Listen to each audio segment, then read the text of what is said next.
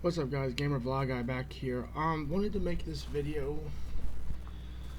Um First of all, I want to say I'm back after my 2-day vacation. Wanted to take a little break from making videos from YouTube. So now I'm back. Really couldn't think of much to say as far as, content and all that to make, and I just don't want to make a video every day just to make it.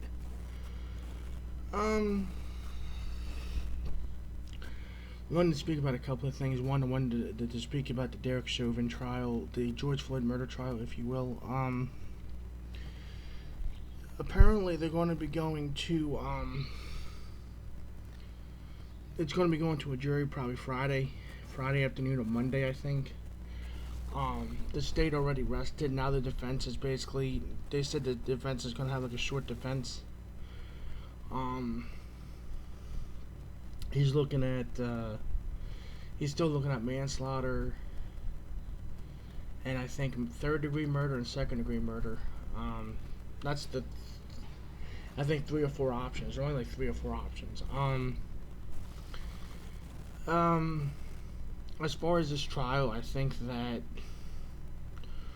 I think the state of Minnesota, the DA, and also the defense team, in my opinion, I think they did the best they could on both sides, defending him, and also the DA from Minnesota trying to get a conviction. They're doing the best they can. As far as what is my opinion, I want to give you my opinion on what I think is going to happen.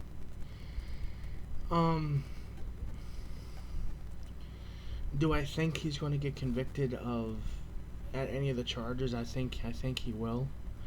I don't think he's going to walk away scot-free, but I am preparing myself, and also I think that he's going to end up getting probably the lesser charge, maybe like a manslaughter charge, or maybe third degree. I don't really see him spending like, a decade in jail or whatever. I see him maybe being prosecuted, being found guilty, being sent to jail, and possibly being out by 2025. So maybe only spending maybe 3 or 4 years in jail and getting out. And that's by the state of Minnesota law. And the reason why I say that, and I want to explain this, is because there's not really nothing, to me, there's nothing that you can really do, as far as getting a conviction anyway. I mean, that they legally they can't just throw him in jail legally and give him all this time when you can't just if you're the jury, you can't just recommend first degree murder just because. Like, if it's not an option for you to deliberate on, then you can't just be like, okay, we find him guilty of first degree murder, if that's not an option. You can only deliberate about the charges that are available, and if you don't and also if you don't think any of them apply, which I highly doubt, this will happen. But if any of them, then if you think that none of them apply, then he can walk out of that courthouse scot-free and serve no time in jail. Like I said that right, a goose egg, 0. Do I think that's going to happen? He gets found not guilty? No. I think he's going to be found guilty of something, maybe 1 or 2 things. Thank God I don't live in the state of Minnesota. I don't live in the city of Minneapolis or the Brooklyn Center, Minnesota, and I'll get to that in a minute. But as far as looking at, trying to make people happy and getting justice like they want, but to me, I don't think you can get justice in these kind of cases, honestly, because either way you go, you're going to make somebody upset anyway. There's going to be people that's going to say, well, we wanted this. And I was one of those people. I raised my hand. I was very outraged about what happened. But you got to look at the facts of what happened. And they have doctors, scientists, cardiologists. Those are doctors that are strictly for your heart. Cardiologists, I think. and they're all testifying on the stand that he, some of them testify that the knee to the back killed him. They said that years of drug abuse killed him. They said that he had a bad heart anyway, and he was going to die anyway. To me, it's like I think honestly too. I'm starting to see this now. I think that either way they go, they're not going to be happy anyway. Um, and I think this is just going to just going to spark more outrage on on top of everything else, depending on what the verdict is, because obviously they're not getting what they want. Um, as far as the Brooklyn Center, Minnesota thing, I want to move on to that. The Brooklyn Center, Minnesota, that lady that shot that kid, um, I forget his name. Um, to me, that just threw more kerosene onto the fire, and this made it worse. Now you're at a point now where, and I was watching CNN last night. I was watching Chris Cuomo and CNN last night, and to me, you're at a place now where it's like this. I mean, you're scared. Like if excuse me, if you're a cop, or if you're the state DA, or if you're the prosecutor, or whatever, of the upcoming case that's going to there's going to be another trial in Minneapolis. I see that maybe now there's going to be another trial of a cop killing a black person. We're going to be back here again next year in 2022, probably the same time, March 2022. The trial of this kid, I forget his name, and I think the cop's name's Kimberly something, and she's going to be on trial.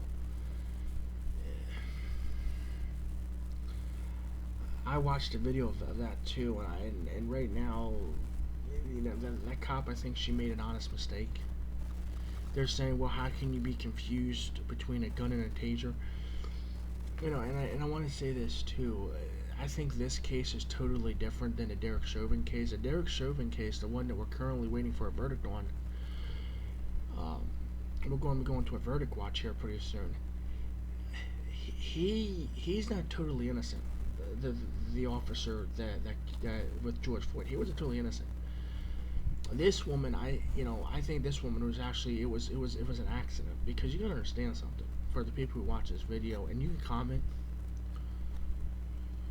If you're an officer right now in this country, you're petrified if you pull somebody over, because not maybe petrified that you're going to be killed, but petrified that the next move could be my last, meaning my job, my pension, I'm on trial.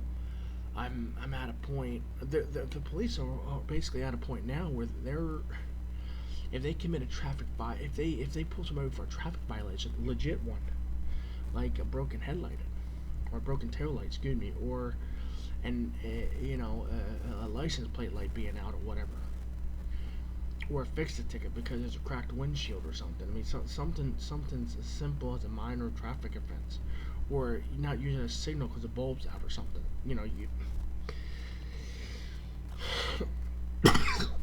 Excuse me. And those stops are used to search for drugs, get a drug dog, and get drugs off the street. Which I think anybody that's watching this video is for, like, drug. There's no positive thing about drugs. And and I applaud the police for doing that, for keeping my community safe as far as drugs and gangs and all that. And I think anybody can agree that those two things are positive. Getting gangs and guns and weapons and drugs off the street, all four things. And now I think what they're doing is using these current events, like George Floyd, like this other one, like this other kid, and Breonna Taylor and other people, to use as an excuse to restrict police officers from doing their jobs. And to me, I think it's a shame, because if they're being restricted, what they're going to do one day is they're going to throw their hands up and say, I can't, I'm done. You know, there's cops now that are quitting left and right off of like the New York Police Department, the Los Angeles the Police Department, Chicago, you know, hell, you know, San Francisco. I mean, all the way. I mean, you know, all over the place. Seattle is another one. Seattle, you know, they have police officers. The Seattle Police Department out there in Seattle, Washington, they're down big time from say 2 years ago, from 2019 to 2021 in 2 years. I mean, they went, and it's because of what's going on in Minneapolis. Um, and in other places too, like Minneapolis and other places where it's like, if they even pull you over for something that is legit, and like I said, these pullovers are legit. These traffic stops are legit. And I'm not sitting here saying that the police are the greatest thing ever. I'm not for the police. But what I'm saying is that I think that we should sit down and actually really think about this logically. They're not innocent people they're not that's what I'm looking for. They're not they're not Mother Teresa's being pulled over. They're not the church choir. They're not the 86-year-old grandma being pulled over because she has a busted tail light. I mean, some of these people that are being pulled over, we're finding out now that they have long histories of violence, guns, drugs, so on and so forth. And you also gotta look at the other coin too. That officer who pulls people over, say for example pulls me over, they have a family going home to. Just like I have a family going home to. You know, my little brother, my dad, my sisters, my other brother, I mean, my nieces and nephews. And it's not just, and one single, as we know, one single action can trigger a ripple effect that's going to be felt decades and generations way after the event happened.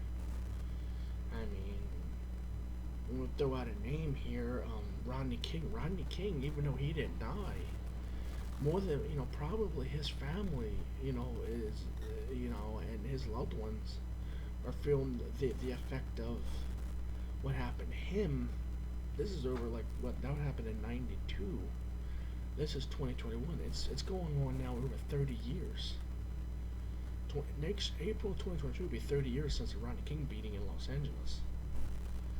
I mean, but also I look at the police officers too that are finding these people that shouldn't even have guns, that don't have weapons.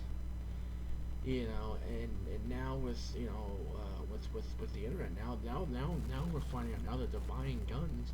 They don't have any serial numbers over the internet. Buying kits, bringing them home, putting them together, and going to the gun shop buying bullets, which you don't need an ID for. You can go in there and buy bullets. I can go to Walmart and buy bullets. I don't need an ID to get bullets.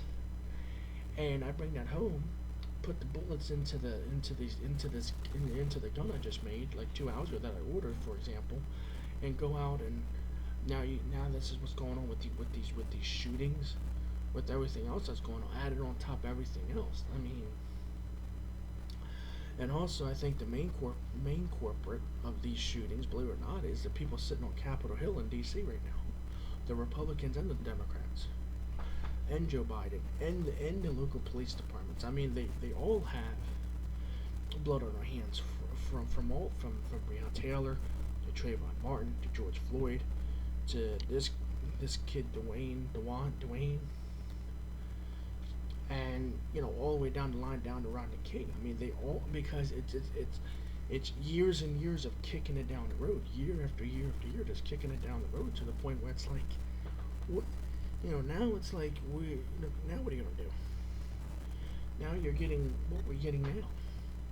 Almost every day there's a shooting, or or a police officer too that's being convicted of something, or a shooting. I mean, it's to me it's all intertwined with with what's going on at the top, and that's in D.C.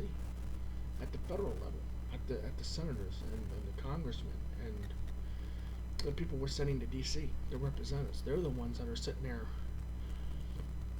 not even like this new gun legislation that President Biden was talking about. It's been sitting on the floor now. I don't think it's even been on the floor yet. It's sitting in a vanilla folder or sitting in a binder somewhere with pages like all, sitting there on somebody's desk or sitting on a bookshelf somewhere. It's not even being presented. It's not even been voted on yet, and it's been sitting here since like last summer. We're getting ready to go into what the summer of 2021. It's been sitting here since the summer of 2020. This gun legislation. I mean, this is going back to the Trump administration. It's been over now almost a year now, and and now we're going to be getting ready to go on, a decade of just still, a decade still sitting here, waiting and waiting and waiting and until what? Until there's another tragedy. I mean, come on, this is ridiculous. But that's all I have to say. Thanks again for watching. Like, subscribe, comment, and I just wanted to say, just stay safe and peace out.